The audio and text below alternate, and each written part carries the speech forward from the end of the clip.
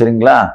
அந்த பாஜக வந்து முஸ்லீம்களுக்கு எதிரின்னு கட்டமைப்பான். ஆனால் டே நாங்கள் முஸ்லீம்களுக்கு எதிரின்னு இல்லைன்னு சொல்லிட்டு ஒரு முஸ்லீமையும் கூட வச்சுக்கிட்டு பேட்டி கொடுக்க வச்சுட்டு கிளம்பிடும். அது கிறிஸ்தவர்களுக்கு எதிரி இல்லைன்னு சொல்லிட்டு அந்த கிறிஸ்துமஸ் அன்னைக்கு போயிட்டு உட்காந்து அந்த விழாக்களில் கலந்துக்கிட்டு அதை வந்து சரிப்படுத்திட்டு போயிடும்.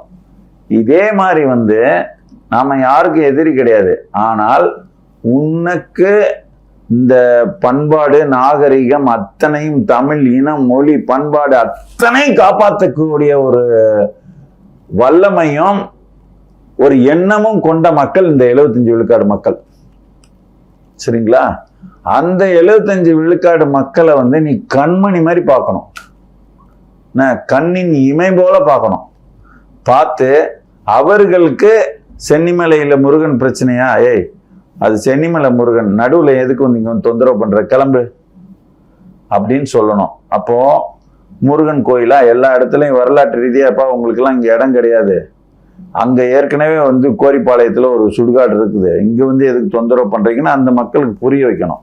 இஸ்லாமியர்களுக்கு அப்படிலாம் புரிய வச்சு ஒரு மத சார்பற்ற, அதே நேரத்துல நீதி அநீதி அடிப்படையில் எவன் செஞ்சாலும் நான் தூக்கில் போட வேண்டான்ற மாதிரி, எவன் தப்பு பண்ணாலும் உனக்கு தண்டனை கொடுப்பேன்ற அளவில் ஒரு கோட்பாடோட நகர்ந்தால் அந்த அரசியல் வந்து யாருக்கும் பாதகம் இல்லாத இந்த தமிழ் மக்களையும் பாதுகாக்கின்ற ஒரு அரசியலா இருக்கும்.